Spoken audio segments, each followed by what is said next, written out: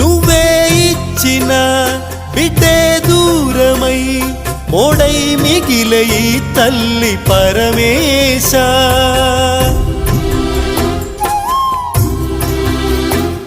తల్లి కళ్ళలో పొంగే గంగతో గుండె తడిసిపోలేద జగదీశ. ఇటువంటి తల్లి నీకుంటే ఈశా, తెలిసేది నీకు ఈ తల్లి ఘోష. నీ కన్ను అది చూడదా, ఈ కంటి తడి ఆరదా.